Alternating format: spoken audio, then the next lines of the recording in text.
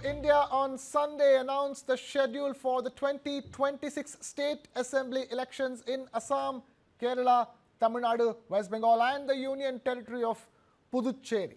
This is not just another election cycle. It's one of the biggest democratic exercises in the world. Nearly 17.5 crore voters will decide the political future of 824 assembly constituencies across 4 states and 1 union territory. More than 2.19 lakh polling stations, or 2,19,000 polling stations, will be set up, and nearly 25 lakh election officials will be deployed to manage this massive process. But beyond the numbers, the political stakes are enormous. In West Bengal, Mamata Banerjee is seeking a 4th straight term. The All India Trinamool Congress faces a fierce challenge from the Bharatiya Janata Party, which is banking heavily on Prime Minister Modi and the infiltration narrative linked to the developments in Bangladesh. In Tamil Nadu, the battle goes beyond the traditional rivalry. MK Stalin and the Dravida Munnetra Kazhagam, or DMK, are defending power, while the All India Anna Dravida Munnetra Kazhagam, or AIADMK, aligned with the BJP, is attempting a comeback. Adding a dramatic new twist is, of course, actor-turned-politician Vijay and his party TVK, Tamilaga Vettri Kazhagam, which could become the biggest wild card of this election. Meanwhile, in neighbouring Kerala, the Left Democratic Front, or LDF, led by Chief Minister Pinarayi Vijay, is attempting a rare 3rd consecutive term in the state.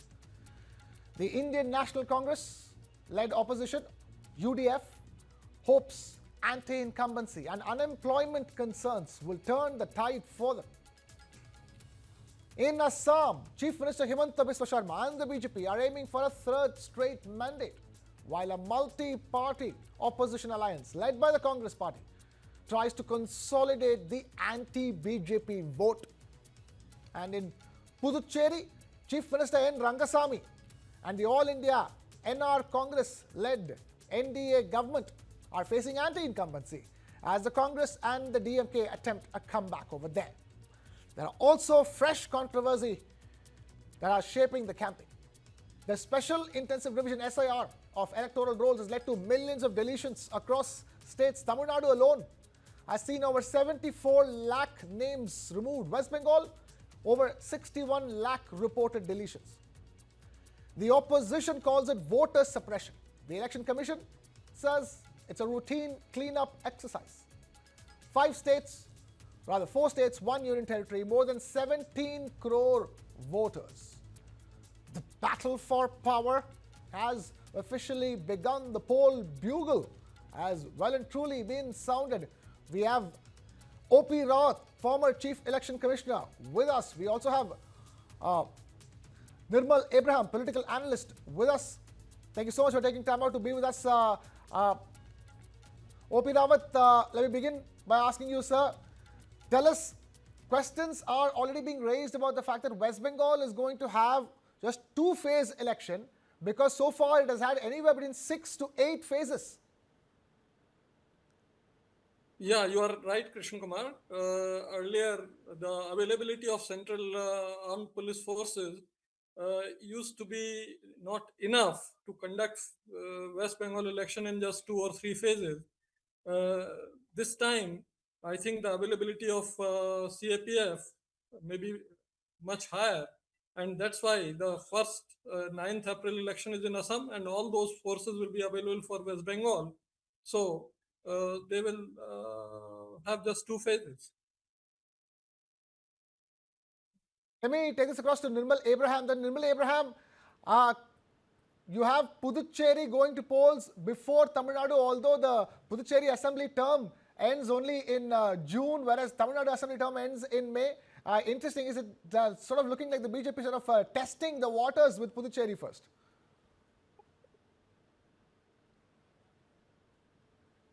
Nirmal Abraham.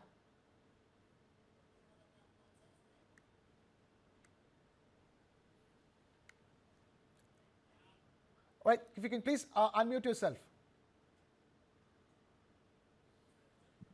Okay, let me take this across to OP Rawat ji again. Mr. OP Rawat, talk to us. You have one is the questions over that, and the other is the interesting fact that although the term for the assembly in Puducherry ends in June, you have elections in Puducherry before Tamil Nadu. Please unmute yourself, sir. Pardon? Yes, sir. Please go ahead. Yeah, it doesn't matter because all these states and union territory will be ending the term during May and June. So whatever comes first depends largely on the movement of forces for deployment and other factors.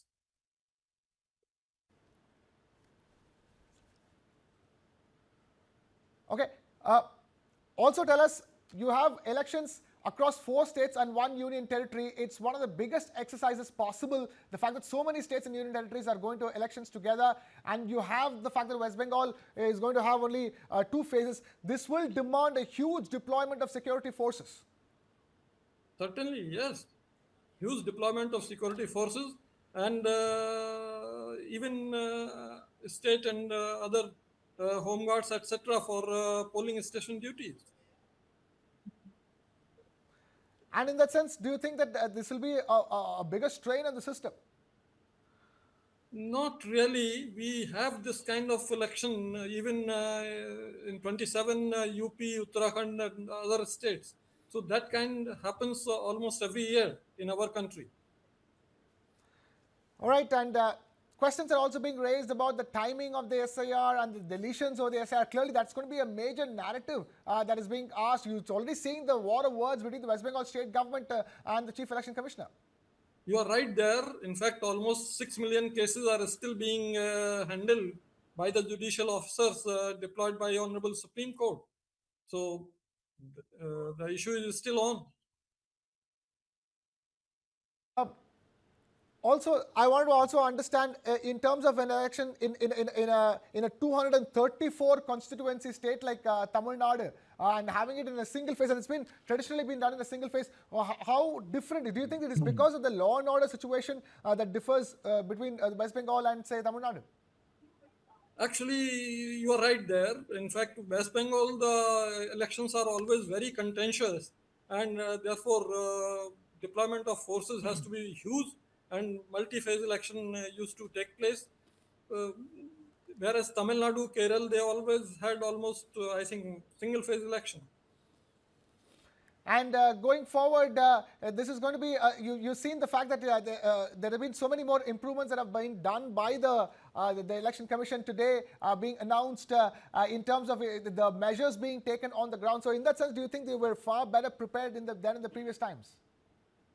Actually, there can be no comparison. Every time Election Commission makes adequate and effective arrangements to meet the situation and deliver, ensure to deliver free, fair, and credible election every time. And in that sense, what do you think has changed this time around? What do you think is better this time around? Every single time the challenge only keeps going further and further. Actually, nothing can be said that it is better or it is worse. The test of all the arrangements and planning and execution lie in the delivery. If the elections are free, fair, peaceful, and credible, that will be the test for preparation. We leave it at that. OP Rawat, the former Chief Election Commissioner, joining us over here. Thank you so much for being with us here. We also have Rohan Mitra, spokesperson of the Congress Party, and Barno Burman, political analyst, joining us on the broadcast. Thank you so much for being with us. We also have Nirmal Abraham as well. Let me take this across to Barno Burman. Barno Burman, the screaming headline from today's announcement is the fact that West Bengal is going to have a record 2-phase polling. In last 49 years, we didn't had such vote. And most strange thing is, in 2021, when the COVID was in its form, we said that 7 or 8 phase of election is threat to the life of citizen of West Bengal. But then that time it happened in 8 phases, if I'm not correct, mistaken. And this time it is 2 phase. Anyways, that is not the problem. People who doesn't have any polling agents in their party may face problem, but I don't think organizationally Trinamool Congress is way ahead than any other party in Bengal who is in a battle of these contests. So it is not a problem for them, I believe. Okay, not a problem for the TMC. Rohan Mitra, how much of a problem is it for the Congress party? It's fighting for relevance in both Tamil Nadu and Kerala, Rohan Mitra. Good evening to everyone. I was listening to Mr. Rawat, and I just want to put a few points out there, if he's still on the show or not. I mean, the fact of the matter is, we've seen the Election Commission being a very big part of our, the whole democracy, the whole system.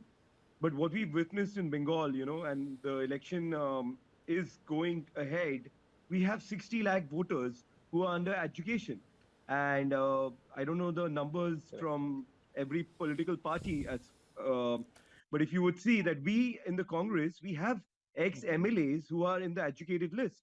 And without their names being cleared or given a final verdict on them by the judges, we cannot go into this election. So it's very strange that there has been no adequate measures being taken when the voter list was declared. And now we have this real mess of a situation where we have 60 lakh voters whose future, whose fate is completely unknown. And these are very senior people. How can an MLA who has contested, who has represented the Congress party or the other political parties, their fate, they have been put in this educated list. And now we have this huge number which is still to be finalized. So coming back to that, and then coming to Kerala and Tamil Nadu, I think the Congress alliances are going to sweep those elections. We are very confident about that. But Bengal is a case where, we are very worried that this election is being managed to favor the BJP, and that itself is a big problem. We cannot have this election being done in this fashion where 60 lakhs, come on, that's a huge number. That's more than 10% of the electorate whose fate is not known. So we have to have a clarity on that. And now that the Supreme Court is sitting on this, we are left with no avenues, because when the Congress party went to the Election Commission, we said that, this 3 months is the time span is too less. You cannot finish this process. And that's what has happened today. So we've been saying this, the whole SIR process. Mr. Rawat was in the show before. I wanted to know, the SIR is the review system has happened in our democracy.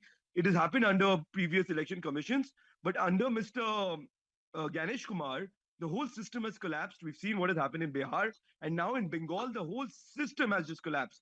So Krishna, I mean, this whole thing is going to be a very unfair situation if this numbers hold, and we do not know what's going to happen with these people. Okay. Because the Congress has a huge number of our ex-leaders who are coming from the Muslim community, whose names have been put under education and they cannot contest the elections. Okay. So this is a complete assault on democracy and a complete assault on the Congress party and the other parties outside the BJP. Fair enough. We have Charles Nandi, spokesperson of the BJP in West Bengal, also now joining us. Okay, fair enough. Hold on. I'm just coming back to you, Charles Nandi. Let me bring you into the conversation. Allegations are being leveled that this entire two-phase election is a ploy. But then the TMC seems to be confident that whatever number of phases it is, it's going to be the one that's winning the elections. Thank you very much to all. Good evening. The first thing is that we have to understand one thing, that 2026 assembly polls in Bengal going to be death knell of Mamata Banerjee's TMC government. And TMC is already deleted from the minds of West Bengal. And this is the last election Mamata Banerjee is fighting as Chief Minister. Yesterday only, PM Modi ji was in Kolkata. He was addressing historic Brigade Parade Ground rally. He clearly said that countdown has begun. Countdown already started. Mamata Banerjee's government's lifespan is maximum on 7th May, because their term is ending on 7th May. So only 52 days, if you count today, only 52 days to go for Mamata Banerjee's government. Okay. I mean, Mr. Charles is very unaware. The results are going to come out on the 4th. Okay, Barna Burman want to come in. Hold on, Rohan. Shall I? No. So, I don't know Mr. who was a spokesperson for BJP. So, I would like to remind him in 2021 also, their leader has said, "Is bar 200 par," and they got stopped in 77. They had to stop on 77. After that, in 2024 election, they said इस बार 30 पार. They got a number of 12 seats in Lok Sabha from Bengal. So if you see, no matter, see, in politics, we belong from different parties. We will talk for our party. That is so okay, accepted and agreed. But when it comes to people, what people think, the state of people, what they think about us is the main thing. And I'd like to get back to you one point. When BJP is a party of lines, and Trinamool is also a party of lines, of queue. Lines means queue. People stand in queue for LPG for BJP, and people in Bengal stands in queue for Juvo Shati for Trinamool Congress. So there is a difference between this two, as we say, ये तो line का सरकार है, कभी भी line में खड़ा कर देती है. Either it is for LPG or for voter card to PAN card link or for SIR, whatever is the reason. They harass people throughout the year, no matter what. And Trinamool Congress is a party whose government is there in Bengal. They does all the required things for their citizen. So I believe this election is a cakewalk for Trinamool. If you see the previous result of every election, their vote percentage, gain in vote percentage, or recovering seats which they were lagging behind. Point taken. So if you count all those points, Okay, Trinamool is an advantage. And second of all, most important point, 10% of the entire electoral roll is in queue. Again, I would say in queue. They are under adjudication. They are the legitimate voters. I won't say that the entire 60 lakh is the person, but they are the legitimate voters. We need a free and errorless SIR, but this is not happening due to the hurried exercise from Election Commission. People standing in the queue for SIR will revert back to them through their political, through the ballots. So it's just point taken, Barno. BJP is going to be under 20 in Bengal. People will understand it on the 4th of May.